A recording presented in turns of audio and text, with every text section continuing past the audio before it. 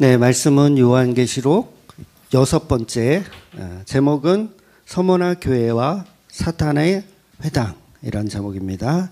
요한계시록 2장 8절에서 11절 말씀까지 보겠습니다. 요한계시록 2장 8절에서 11절까지 같이 한 목소리로 읽겠습니다. 시작. 서머나 교회의 사자에게 편지하라. 처음이며 마지막이요 죽었다가 살아나신 이가 이르시되 내가 내 환난과 궁핍을 알거니와 실상은 내가 부유한 자니라. 자칭 유대인이라 하는 자들의 비방도 알거니와 실상은 유대인이 아니요 사탄의 회당이라. 너는 장차 받을 고난을 두려워하지 말라. 볼지어다 마귀가 장차 너희 가운데서 몇 사람을 옥에 던져 시험을 받게 하리니 너희가 10일 동안 환난을 받으리라. 내가 죽도록 충성하라. 그리하면 내가 생명의 관을 내게 주리라. 귀 있는 자는 성령이 교회들에게 하시는 말씀을 들을지어다. 이기는 자는 둘째 사망의 해를 받지 아니하리라. 아멘. 네, 오늘은 이제 두 번째 교회인 서머나 교회에 보내는 편지입니다. 서머나 교회는 요한계시록에서 이제 빌라델비아 교회와 더불어서 예수님께 책망을 받지 않은 교회로 유명합니다. 뭘 받지 않았다고요? 책망을 받지 않은. 또한 사도 요한의 제자, 이 글을 쓰고 있는 사도 요한의 제자로 알려진 서머나 교회 감독이 있어요. 이름 혹시 아세요? 설교할 때 왜 딴짓하고 다시 물어봐. 서머나 교회 감독 폴리캅, 한 번쯤 들어보셨을 거예요. 뭐 성경에 나오지 않는 이야기지만 폴리캅이 이제 순교할 때 그런 얘기를 했대요. 이게 그 폴리캅 순교록인가 뭐 그런 책이 있나 본데 거기에 보면 예수님이 86년 동안 나를 부당하게 여기신 적이 없는데 내가 어찌 그 예수님을 이렇게 모독하며 그럴 수 있겠는가, 부인할 수 있겠는가 하면서 순교를 선택했다고 합니다. 그래서 폴리캅은 이제 화형당한 걸로 굉장히 유명한 사람인 거예요. 그래서 총독이 막 너 내가 불태워 죽일 거야 막 이렇게 했음에도 불구하고 폴리캅은 왜 지체하십니까? 어서 실행하십시오. 이런 식으로 이야기를 했던 폴리캅이 있었던 그 서머나 교회. 그래서 서머나 교회는 지금도 굉장히 인지도가 있어요. 그러니까 서머나 교회 딱 치면 전국에 한 수십 개가 나와요. 그 정도로 이름을 좋은 이름으로 많이 쓰죠. 왜? 예수님께 책망을 받지 않은 교회이기 때문에. 그런데 이게 지금 중요한 거거든요. 왜냐하면 서머나 교회는 책망을 받지 않았으니까 우리는 서머나 교회처럼 이렇게 훌륭한 교회가 되어야 되겠다라는 쪽으로 교훈을 삼으면 안 되는 거예요. 그러니까 특정한 교회를 가지고 이 교회처럼 이렇게 하라는 얘기가 아니라 이제부터 등장하는 이 모든 소아시아의 7 교회들은 전부 다 뭐냐면 다 동일한 말씀을 주시는 거예요. 동일한 말씀. 그러니까 우리 주맘교회에도 7 교회에 보내는 편지가 그대로 현재도 적용이 된다는 이야기예요. 그래서 예수님의 몸된 교회들은 동일하게 서머나 교회의 말씀이나 뭐 다른 교회의 말씀들 다 동일하게. 그러니까 서머나 교회만 책망받지 않았어라는 어떤 그런 훌륭함을 드러내기 위한 목적이 아니라는 거죠. 그래서 이제 서머나 교회를 오늘 보겠는데 그 당시 이제 서머나 교회에는 그 로마 황제를 숭배하는 것이 이제 관행처럼 이렇게 전해지고 있는 상황에서 서머나 교회는 당연히 우상 숭배, 그러니까 황제를 숭배하는 그거를 했어요, 안 했어요? 안 했어요. 안 했기 때문에 당연히 핍박과 고통이 따랐죠. 그러니까 서머나 지역은 이제 항구가 있는 도시이기 때문에 제법 부자 동네였습니다. 서머나 교회는 부자 동네였어요. 그래서 물질적으로도 부자 동네임에도 불구하고 서머나 교인들은 어떻게 해요? 물질적으로 굉장히 궁핍한 생활을 했었다는 거죠. 그런데 유대인들은 그 당시 이제 유대인이 있고 기독교인이 있잖아요. 유대에서 개종한 기독교인도 있을 거고, 뭐 헬라인인데 기독교로 개종한 사람도 있을 거고. 그러니까 유대인과 기독교를 로마가 볼 때는 같은 집단으로 생각을 하지만 엄연히 다르죠. 유대교와 기독교는 엄연히 달라요. 유대교는 하나님 믿는 종교고, 기독교는 말 그대로 예수님을 하나님으로 믿는 종교이기 때문에 전혀 다른 거죠. 그래서 유대인들은 이제 그 로마의 어떤 그런 정책에 따랐을까요? 안 따랐을까요? 유대인들? 네. 네. 기독교에 비하면 많이 따랐어요. 유대인들은. 기독교인들은 안 따르는데 유대인들은 많이 따랐습니다. 그러니까 황제도 숭배하고 여호와 하나님도 유일신이기 때문에 유대인도 여호와 하나님을 유일신으로 믿어요. 그러니까 유일신도 믿고 뭐도 믿고 황제도 믿는 거예요. 그래서 황제의 안녕을 빌어주는 어떤 그런 제스처들을 하는 거죠. 그런 기도 방식을 선택하는 거. 그래서 로마에 빌붙어서 살 수 있었던 이유가 뭐예요? 그렇게 했던 거죠. 그래서 특별히 이제 유대인 세금 같은 것도 걷어가지고 황제한테 이렇게 바치기도 하면서 이제 공생을 했었던 겁니다. 그러니까 우리나라도 보면 일제 강점기 때 보면 우리 교회가 어땠습니까? 신사 참배도 하고 예배도 드리고 그런 그때 경험이 없으시군요. 예배 드리다가 12시가 되면 사이렌 소리가 울려요. 사이렌 소리가 막 울리면 예배하다 말고 전 교인이 그 자리에서 일어나서 어떻게 1번 천왕을 향하여 절을 하는 거죠. 예배하다 말고 어디다가 절을 한다고요? 일본 천왕을 향해서. 그래서 이걸 궁성요배라 그래요. 천왕에 향한. 그리고 이제 동방요배라고 해서 일본이 이제 동쪽에 있으니까 그쪽을 향해서 절을 하는 거예요. 뭐 하다 말고 예배하다 말고. 그래서 유대인들도 이제 황제도 섬기고 이제 하나님도 섬기고 두 가지를 다 섬기기 때문에 로마의 박해를 피해서, 그러니까 요리조리 이제 피해서 이제 신앙생활도 유지하고 우상도 숨기고 이렇게 할 수 있었던 거죠. 근데 그 자체는 그냥 종교인이기 때문에 가능한 거예요. 진짜 신앙이 아니라 종교인이기 때문에.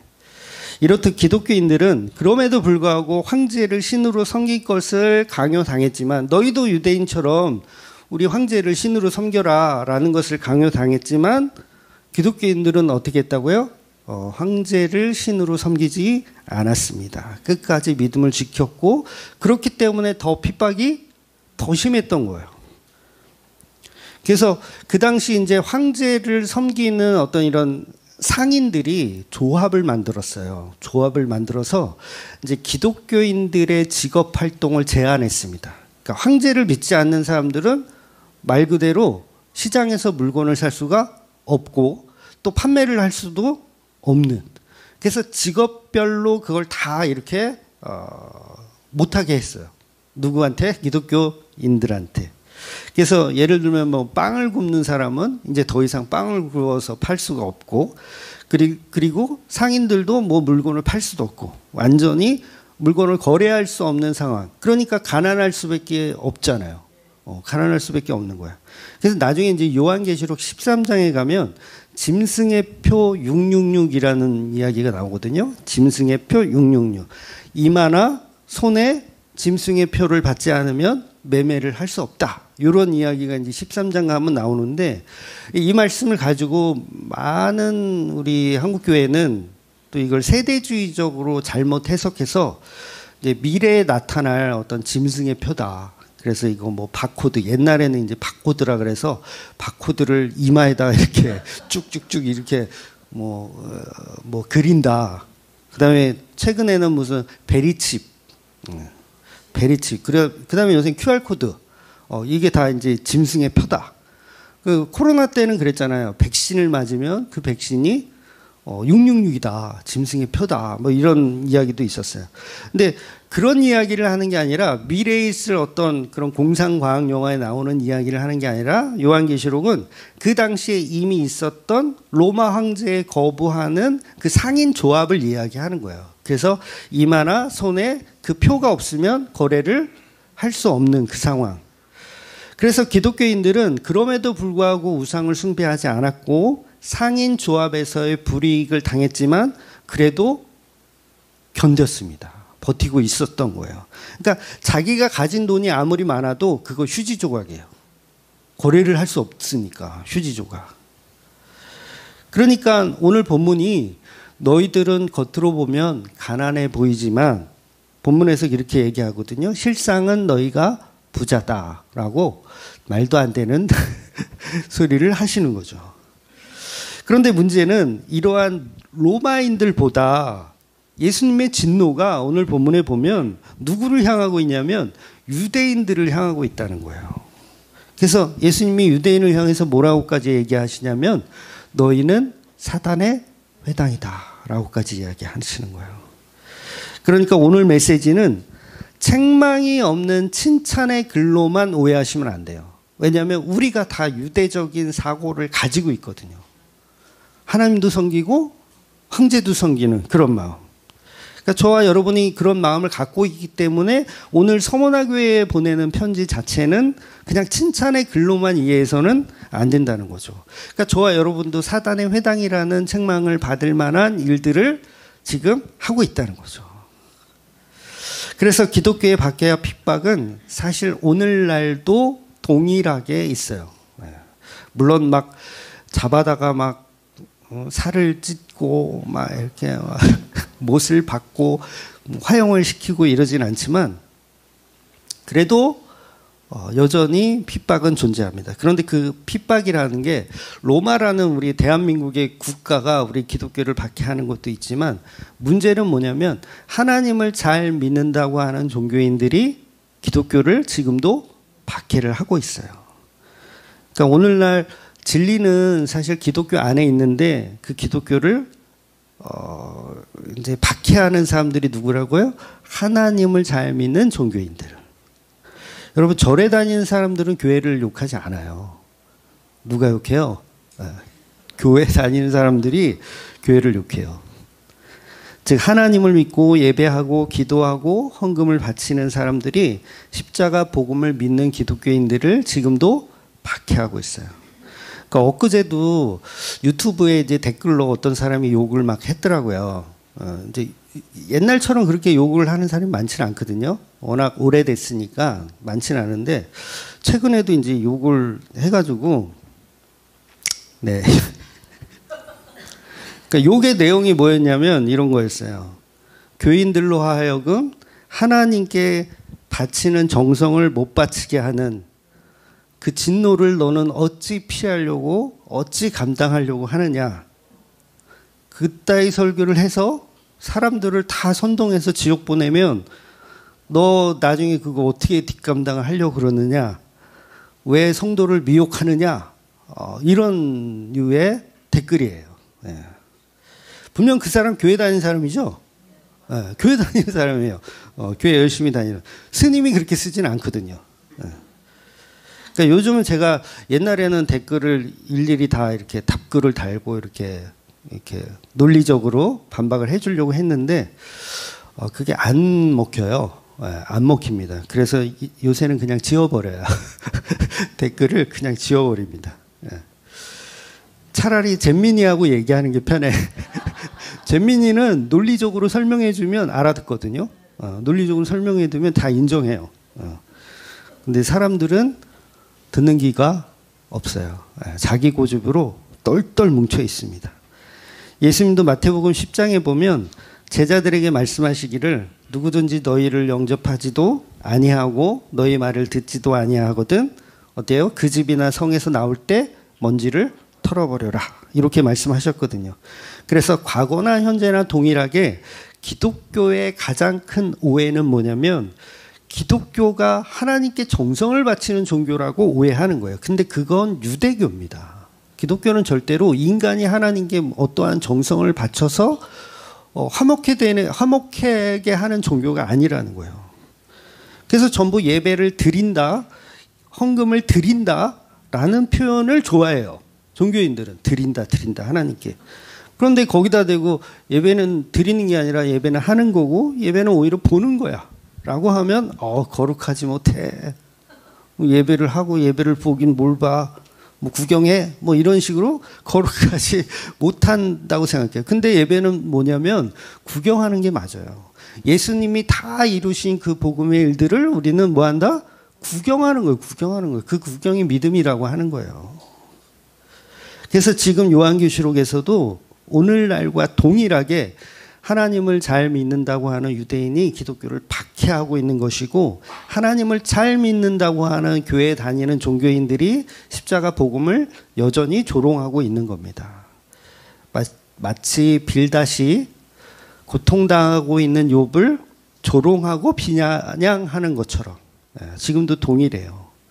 그래서 오늘날의 많은 교회들은 이곳이 하나님이 계신 성전이라고 믿으며 이 성전에서 하나님이 계시니까 어떻게 해야겠어요? 앞다투어 정성을 바쳐야 되겠다라고 생각하는 거죠. 그래서 교인들은 미련하고 어리석은 그 십자가에는 관심이 없고 오직 하나님을 믿는 어떤 그런 유대교적 사고의 믿음을 가진 교인들이 지금도 수두룩 빽빽합니다. 이 말 오랜만에 쓰는 것 같아요. 수두룩 빽빽. 대한예수교 장로교인데 대한예수교 장로교인데 장로님들이 예수님한테는 관심이 없고 유대교의 사상, 쉽게 말하면 신명기 28장에 나오는 들어가도 나가도 복을 받는 거에만 관심 있는 사람들이 수두룩 빽빽하다는 거예요. 그들의 논리는 오직 모세오경에 나오는 하나님의 축복받는 비결을 연구하고 어떻게 하면 형통하고 어떻게 하면 부귀영화를 누리며 이 땅에서 떵떵거리고 잘 사는가를 연구하더라는 거예요. 자신들은 하나님의 자녀라고 하면서 하나님의 자녀는 어떻게 살아야 됩니까? 세상에서 영광을 받으며 살아야 된다라고 착각하는 거죠. 그래서 오늘 본문뿐만 아니라 모든 성경이 그런 식으로 이야기를 하고 있는 거야. 그러한 너희들이 사탄의 회당이다라고 말씀하시는 거예요. 그런데 기독교는 전혀 그렇지가 않다는 거예요. 십자가 지신 예수님이 없이 하나님을 믿으면 그 자체가 사탄의 회당이며 이 강력한 말씀을 서머나 교회를 통해서 우리 교회에게 현재 주고 계시더라는 거죠. 그래서 하나님의 이름으로 우리는 신앙생활을 한다고 하지만 사실은 하나님이 아니라 그 하나님이라는 껍데기를 벗겨보면 그 안에 각종 신들이 다 있어요. 다산의 신 아세요? 다산의 신, 구약에 나오는 아세라, 아데미어 신, 이런 게 다 우상이거든요. 그 우상을 하나님이라는 그 여호와의 이름 속에 숨겨져 있는 걸 믿더라는 거예요. 취업과 어떤 사업과 학교 진학과 이런 것도 뭐예요? 교회에 앉아서 그거를 원하죠. 전쟁의 신 아스타롯 섬기고 있는 거예요. 하나님이란 이름으로. 그모스 아시죠? 들어봤죠? 그모스를 섬기고 있는 거예요. 하나님이란 이름으로. 맥추감사절에 보리수확을 감사하는 풍년을 주신 하나님. 추수감사절에 무배추를 올려놓고 풍년을 주신 하나님. 뭐예요? 농업의 신 다곤 섬기고 있는 거예요. 농업의 신 다곤. 그리고 우리가 잘 아는 바알. 바알은 뭐예요? 풍년의 신이거든요. 비를 내려주시는 풍년의 신. 도대체 여호와의 이름을 부르면서 뭐예요? 그 여호와를 통해서 이 많은 수많은 우상들을 섬기고 있는 게 우리 교회의 모습이라는 거예요. 그러니까 이런 교회에게 본문이 뭐라고 얘기한다? 사단의 회당이구나. 여러분, 이 우상들 중에서 빠질 수 없는 우상이 또 한 명 있어요. 한 명이라 그러니까 이상하네. 또 한 우상이 있어요. 뭐예요? 몰록이거든요. 몰록. 몰록은 뭐냐면 재앙의 신이에요. 재앙의 신. 11조를 하지 않아. 재앙이 오겠죠. 주일 성수를 안 하고 여행을 가. 재앙이 오겠죠. 그러면 그 재앙을 막기 위해서 뭔가 정성을 또 바쳐야 돼. 그게 뭐라고요? 그게 몰록의 신이에요. 그게 몰록. 재앙을 막아주십시오. 심지어는 자기 자녀를 몰록에게 번제로 바치면서 뭐를 빌어요? 자기의 안녕을 구하는, 우리나라 만세를 구하는, 내 자식 하나 희생해서 대한민국 전체가 살 수 있다면 몰록에게 내 자식을 바치겠습니다. 그게 몰록의 신이라는 거예요. 근데 우리가 하나님을 그런 식으로 믿고 있다라는 거죠. 아, 내가 끔찍한 죄를 져서 난 이제 벌 받을 거야. 그러면 어떻게 해야 돼? 정성을 바쳐야지. 그래서 종교인은 여전히 우상을 열심히 섬기고 있다는 거죠. 교회에 앉아서.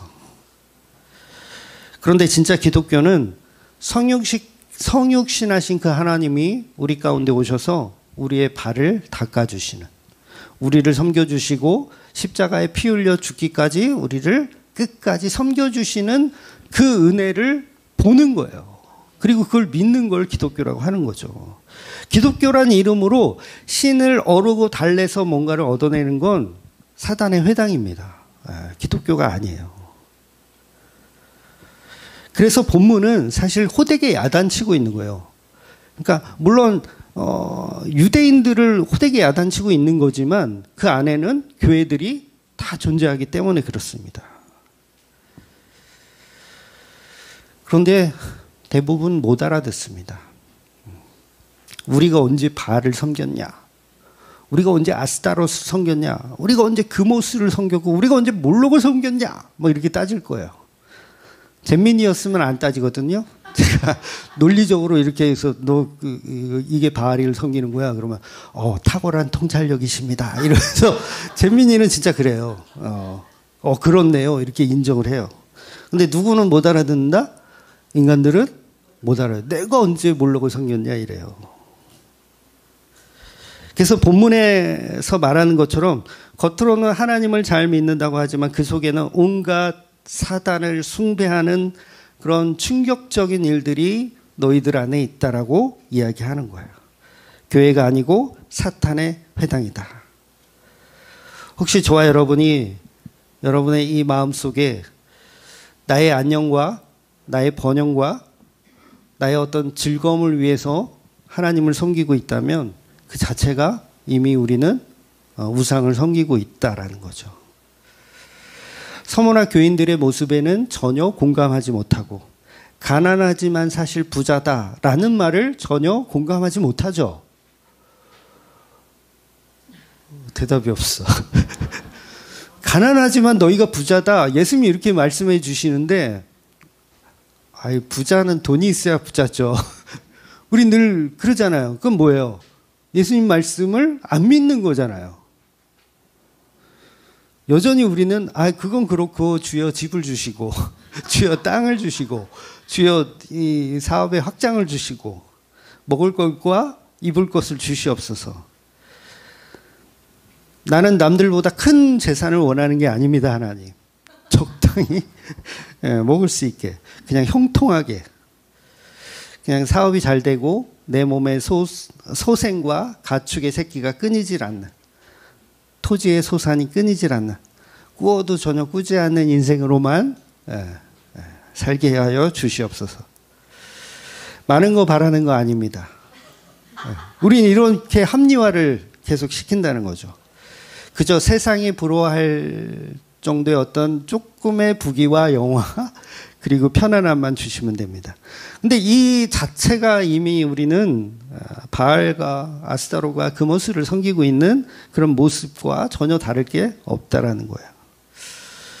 아직도 신명기 말씀으로 축도하시는 목사님들 계시거든요. 저는 신명기로 축도는 안 하는데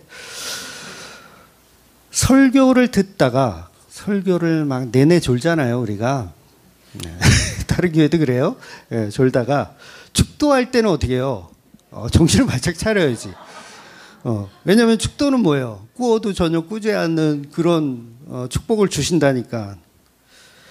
그런데 고린도전서 1장에 보면 유대인은 표적을 구하고 헬라인은 지혜를 찾는다고 해요. 그러나 사도 바울 나는 뭐라고 얘기하냐면 십자가에 못 박히신 그리스도를 전한다. 이렇게 표현합니다. 기독교는 이래요. 찌질해요. 기적과 표적, 이적, 신유의 불 이런 거 준다고요? 안 줘요. 지혜, 막 세상에서 굉장히 저 사람 대단해 이런 지혜 안 줘요. 그냥 십자가에 못 박힌 미련하고 어리석은 그 복음을 주시더라는 거예요. 그래서 유대인들에게 십자가는 꺼리는 것이요 헬라인에게는 미련한 것이고, 저와 여러분에게 예수님의 십자가가 어떻습니까? 어리석고 미련한 것입니까? 그럼에도 불구하고 그 미련하고 어리석은 십자가를 믿는 거예요. 종교에서는 빌닷의 말처럼 창대해지는 것을 가치 있게 여깁니다. 그런데 세상에서 성공하고 기적을 바라고 이런 풍성함을 유지하려고 하는 자체가 우상을 섬기는 행동이라는 거죠. 어떤 종교든 다 안녕과 풍요와 번영을 추구해요. 근데 기독교만 그렇지 않다라는 거예요. 예수님이 오늘 본문에 그 핍박받는 그리스도인들을 다 도와주실 수 있잖아요. 얼마든지 안녕하고 편안하고 또 부자로 만들어 주실 수 있잖아요. 근데 그렇게 하시던가요? 안 하세요. 안 하신다고요. 기독교는 그렇게 하는 종교 자체가 아니에요. 그러니 얼마나 지금의 한국교회가 타락해 있는 거예요. 기독교는 가난함 속에서 부유한 거고 약함 속에서 강한 거예요. 분명히 갈라디아서 4장에서 사도 바울은 예수님의 십자가로 복음이 완성됐는데 너희들은 아직도 날과 달과 절기를 지키면서 그것들로 하나님을 섬기고 있으니 이 자체가 얼마나 천박한 짓이냐라고 노골적으로 말씀하신단 말이에요. 그렇다면 우리가 주일마다 모여가지고 과연 무엇을 해야 되냐는 거예요. 십자가로 이루신 그 예수님의 하나님의 나라와 그의 의를 구해야 되죠. 이것이 가장 가치 있는 일이고 우리 기독교가 해야 할 예배인데 점점 갈수록 희미해져 가는 거예요. 종교에서는 축복받고 세상의 자랑거리를 삼으라고 하지만 기독교는 반대입니다. 내려놓음이고 자기 부인이에요. 나는 가난하고 능력이 없으니 예수님이 하셔야 됩니다가 기독교라는 거죠. 그래서 기독교는 내 힘으로 사는 게 아니에요. 여러분의 힘으로 살지 않습니다. 사사기 7장 말씀을 엊그저께 제가 목사님들하고 나누었거든요. 제가 영상은 올려드렸는데 아마 못 보신 분들 꽤 계실 거예요.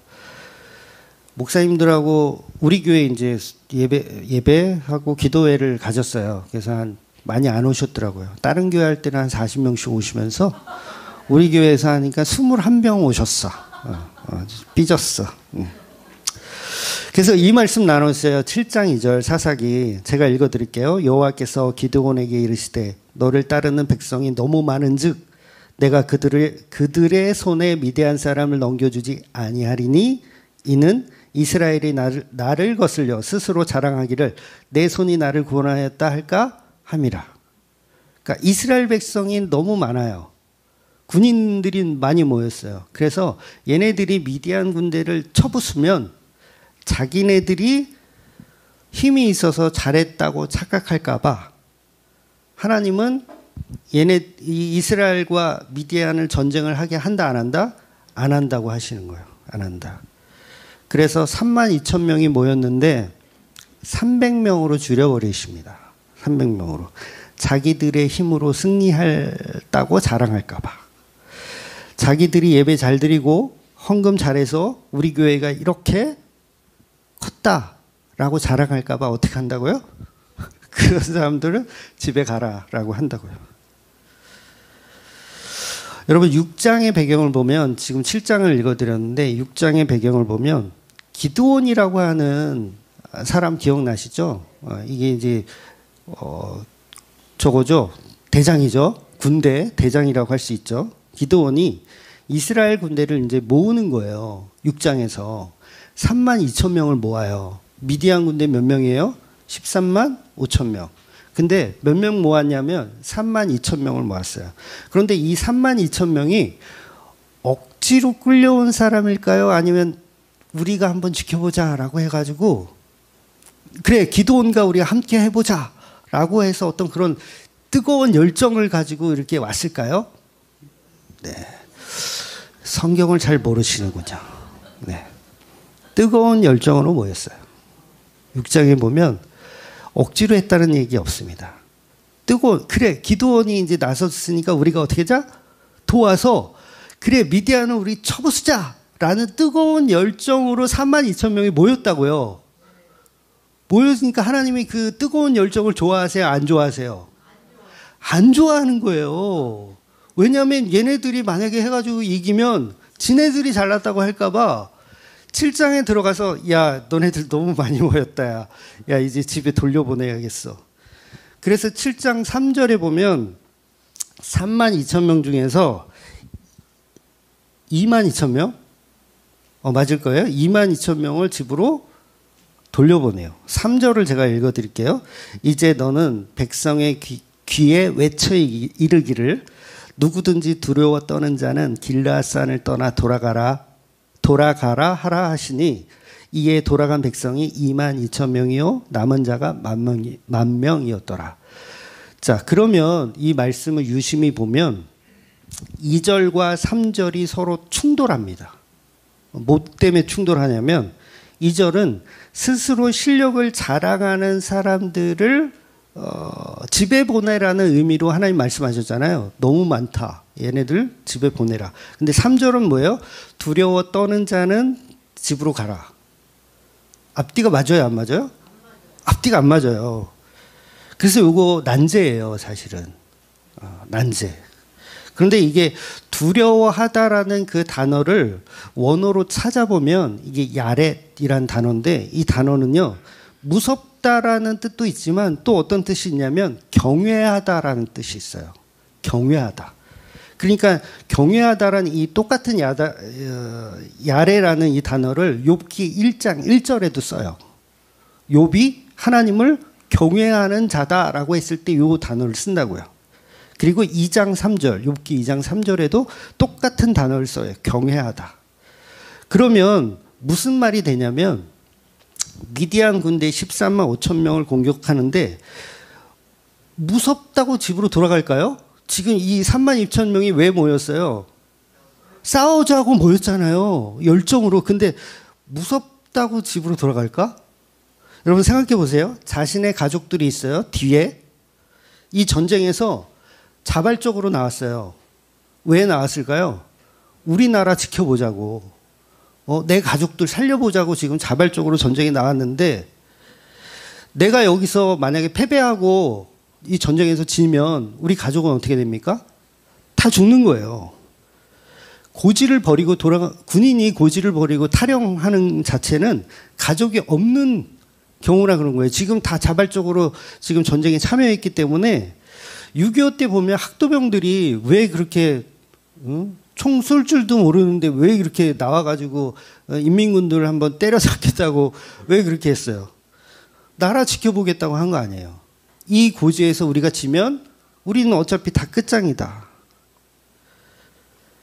그래서 그러한 열정을 갖고 있는 이스라엘 군인을 하나님이 32,000명 병사를 두려워 떠는 자는 집으로 돌아가라라는 의미가 아니라 이게 두 가지 의미를 다 겸비하면 어떻게 되냐면 본문의 해석은 두렵다라는 의미보다 하나님을 경외하는 자라고 해석이 되어져야 돼요. 무슨 얘기냐면 나 없으면 이 전쟁에서 못 이겨. 요거 나 없으면 내가 32,000명 중에 한 명인데 나 없으면 이 전쟁에서 못 이겨. 라는 마음이 있는 사람은 어떻게 해야? 떠나라. 그 얘기인 거예요. 그렇게 착각하고 있는 사람들. 그래서 이 전쟁은 하나님이 승리하실 것이다. 내가 없어도 하나님이 승리할 것이다. 그래서 그걸 두려워 떨다라는 거예요. 이게 진짜 하나님이 이길 수 있을까? 두렵죠? 떨리죠? 하나님이 이길 수 있을까? 그래도 내가 싸워야 되지 않을까? 그런데 떠나라. 아니면 안 돼라는 잘못된 믿음이 있는 사람들은 집으로 돌려보내라는 거예요. 기드온한테 그렇게 얘기하는 겁니다. 그래서 사사기 7장 3절에 이 야레라는 예, 두려움이란 단어 속에는 두려움이 아니라 여호와를 경외하는 자는 돌아가라는 의미가 숨겨져 있는 거예요. 그래서 22,000명의 군인이 전쟁터를 벌이고 가족의 품으로 이제 돌아갑니다. 이제 10,000명이 남았어요. 그런데 하나님은 이 10,000명도 많다. 10,000명도 많다. 이들은 나름대로 그래도 용기 있는 사람들이잖아요. 나왔으면 안 돼. 어딜 가, 어딜 가. 요 사람들이 남은 거예요. 나왔으면 안 돼. 나는 끝까지 싸울 거야. 그래서 첫 번째는 자발적으로 떠난 거예요. 22,000명은 뭐 했다? 자발적으로 떠난 거예요. 안 말려요. 가고 싶은 사람 가라 이거예요. 가고 싶은 사람 가라. 근데 두 번째 선택할 때는 자발적입니까? 아니면 선택입니까? 선택이에요. 아니, 내가 물을 어떤 모습으로 처먹을지 그 내가 몰랐잖아. 그냥 물 먹는 모습 보고 하나님이 300명을 남기고 나머지 9,700명은 집으로 돌려보낸 거예요. 이유가 뭐라고요? 이 전쟁을 하나님이 이겼다라고 인정할 만한 사람 300명만 남기는 거예요. 그러니까 자기들의 전투력이 좋다라고 생각하는 사람들은 다 집에 보내는 거예요. 그러니까 300명은 겁에 질려 있는 사람 300명입니다. 우리가 싸워보자, 우리 할 수 있다라고 하는 사람들은 다 집에 보낸 거예요. 물을 떠먹는데 적군이 언제 쳐들어올지 모르잖아. 무서워요, 안 무서워요? 무섭잖아. 그러니까 이렇게 보면서 물을 떠먹는 사람. 근데 나머지 9,700명은 어때요? 대가리를 물속에 쳐박고 먹는 거예요. 겁이 없어요, 그 사람들은. 물 먹는 거예요. 그냥 편안하게. 너네들 겁이 없구나. 너네들은 필요 없다예요. 오히려 하나님은 어떤 사람을 쓰시냐면, 나 잘할 줄 못하는데, 나 설교도 못하고, 나 뭐 아무것도 할 줄 아는 게 없는데, 어떡하죠? 막 이러고 있는 300명을 뽑으시는 거라는 거예요. 물론 이것도 하나의 인간의 선택이 되어서는 안 되죠. 이 해석 자체를 오해하시면, 그럼 이런 쪽으로 한 사람 하나님 선택한다는 얘기인가? 이렇게 또 오해는 하지 마시고, 하나님은 능력 없는 자를 선택해서 사용하신다는 거예요. 그런데 사람들은 기드온의 300용사라는 호칭을 붙여주기를 좋아해요. 제가 재민이한테 물어봤어요. 기드온이 300용사냐? 성경 어디에도 어디에 그런 표현이 있냐? 했더니 탁월한 선택이십니다. 어디에도 300명을 용사라고 표현한 적은 없습니다. 걔 얼마나 똑똑한지 몰라요. 저 아주 푹 빠졌다니까요. 사람보다 나아. 사람은 아무리 얘기해도 못 알아듣는데 재민이는 알아들어. 물론 기드온에게는 주의 사자가 용사여 이렇게 표현한 적이 있어요. 기드온. 여러분 기드온이 용사기 때문에 용사여 이렇게 표현해 주나요? 기드온은요 믿음이 하나도 없어요. 계속 하나님을 테스트하잖아요. 진짜 하나님 사자 맞아? 진짜 내가 가야 돼?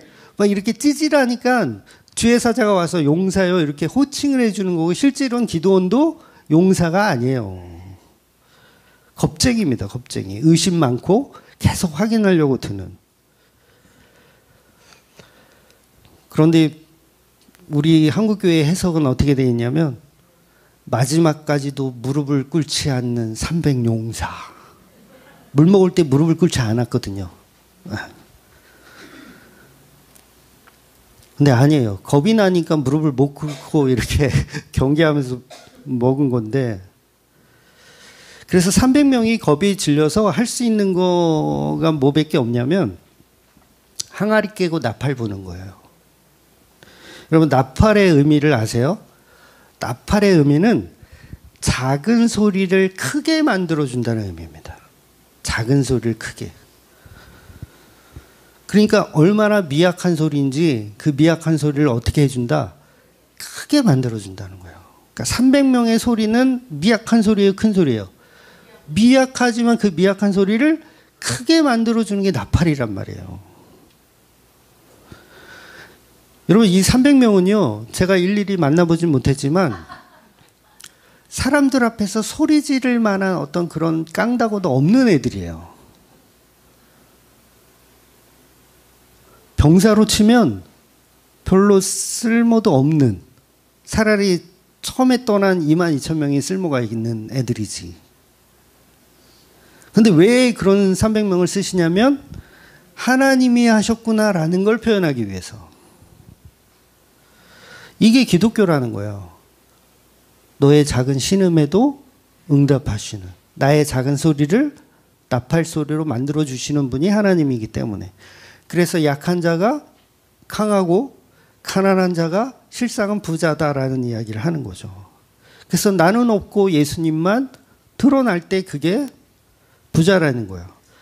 그래서 복음은 어떤 실력이 아닙니다. 자기 부인이고 미련하고 어리석은 십자가를 믿는 거예요. 사람의 귀를 즐겁게 하기 위해서 종교인들은 그렇게 하겠지만 우리 기독교는 그러한 종교를 가리키는 게 아니라 이미 예수님이 이루신 사랑과 은혜에 대해서 이야기하더라는 거죠. 그래서 물질 세계를 추앙하는 어떤 그런 것들이 다 우상을 숭배하더라는 거예요. 그래서 하나님께 갈 수 있는 유일한 방법은 예수님밖에 없어요. 그래서 우리의 실력과 능력이 안 됩니다. 나의 목소리로는 하늘에 닿을 수가 없어요. 반드시 나팔이 있어야 돼요. 그 나팔이 바로 예수 그리스도라는 거죠. 주맘교회도 하나님께로 가는 문이 아니에요. 여기서도 예수님을 만나지 못하면 아무 소용이 없는 거예요. 그래서 하나님은 그 예수님을 만나라고 선문학 교회도 그렇고 저와 여러분도 그렇고 환난 가운데 밀어 넣으시는 거예요. 300명을 13만 5천 명의 미디안 군대 앞에 밀어 넣으시다라는 거예요. 이거 어떻게 하라는 거예요? 죽으란 얘기잖아요. 죽으란 얘기예요. 근데 거기서 예수님의 능력, 하나님의 능력이 나타나더라는 거예요. 그래서 귀 없는 자들이 보면 그 300명은 참 불쌍하죠. 그거 죽을 게 뻔한데 학살을 당하겠죠. 13명 5천 명한테 돌아가면서 학살을 당하겠죠. 그래서 그러나 듣는 귀가 있는 자들은 그 길을 갈 수밖에 없어요. 그래서 축복 주는 하나님을 믿다가도 그 은혜가 내게 들어오면 어떻게 합니까? 그 상황이 바뀌게 되어 있어요. 그러니까 우리가 종교에 너무 빠져 있어요. 저 학창 시절에 교회 다닐 때 그 제 또래 선후배 굉장히 많았거든요. 얼마나 기도 열심히 했는지 몰라요. 나무 뿌리 뽑는다고 참 기도원 열심히 다녔어요. 우리 교회는 강 집사님이 아시지만 기도원을 같이 운영했거든요. 기도원을 같이 운영했기 때문에 기도원에서도 맨날 무슨 부흥회 같은 거 막 유명한 강사들 모셔가지고 막 부흥회도 하고 그랬어요. 얼마나 열심히 했는지 몰라. 근데 그때 열심히 했던 친구들 지금까지 예수 믿고 있는 사람 몇 명 없어요. 왜 그럴까요? 종교 생활을 하고 있었기 때문에 그래요. 그래서 예수 믿으면 오히려 불행해지는 게 맞습니다. 여러분 예수 잘 믿었더니 불행해진다고요. 몇 명 가야지 이제 집에. 아이 교회는 여기는 아닌가 보다. 본문의 말씀을 한번 다시 보면 10절에 보면 이렇게 써 있어요. 너는 장차 받을 고난을 두려워하지 말라. 볼지어다 마귀가 장차 너희 가운데서 몇 사람을 오게 던져 시험을 받게 하리니 너희가 10일 동안 환난을 받으리라. 내가 죽도록 충성하라. 그리하면 내가 생명의 간을 내게 주리라.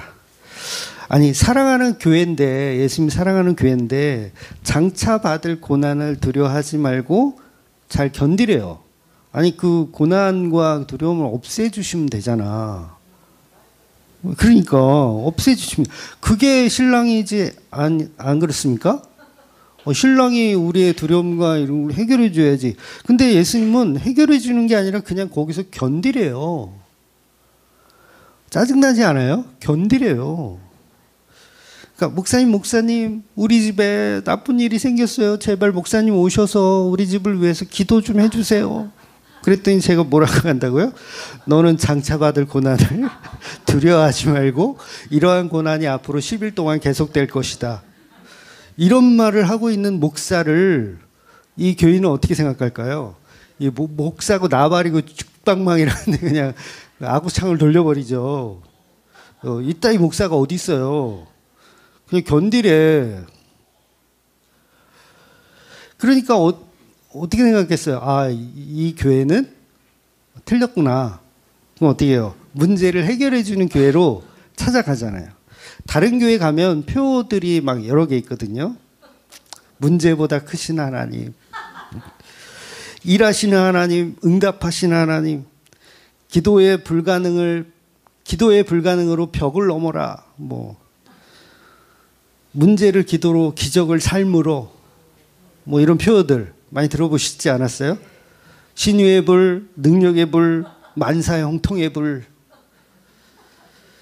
얼마나 종교적으로 뛰어난 표어들입니까? 그런데 본문의 예수님은 뭐라고 한다고요? 10일 동안 환난을 당할 것이다. 그냥 견뎌라. 참 어이없어요. 매정하고 고난을 견디래요. 아내가 요리하다가 손가락 하나를 베었어. 요거 어떻게 빨리 병원 가야 돼 하고 남편이 이렇게 해줘야 되는데, 너는 10일 동안 이제 오늘 손가락 하나 베었으니 내일은 두 번째 손가락, 3일째는 세 번째 손가락, 10손가락 다 베일 때까지 너는 잘 견뎌야 하느니라. 예수님이 이러신다고요. 지금 서문학 교회에 하시는 말씀이. 그러니 이걸 누가 믿고 좋아하겠어요. 그러니까 이건 듣는 귀가 없으면 못 알아듣습니다. 그래서 그러면 왜 이렇게 고난을 주시냐라고 했을 때 그에 대한 답을 11절에 주시는 거예요. 그에 대한 답이 뭐냐면, 귀 있는 자는 성령이 교회에게 하시는 말씀을 들을지어다. 이기는 자는 둘째 사망의 해를 받지 아니하리라. 예수님 목적은 뭐였냐면 둘째 사망의 해를 당하지 않는 복음에 관한 이야기를 하시는 거예요. 근데 종교인들은 둘째 사망에는 관심이 없고 그냥 이 땅에서 사는 것에 관심이 있어요. 근데 예수님이 이 땅에 사는 것에 관심이 없으시고 둘째 사망에 관심이 있으신 거예요. 그래서 종교가 아니라 생명이라고 하는 거예요. 그러니까 종교인들하고는 사실 기독교인들은 수준이 맞지 않습니다. 대화가 안 돼요. 사탄과 성도는 대화가 돼요, 안 돼요? 안 되는 거예요. 사탄막이 물러가라.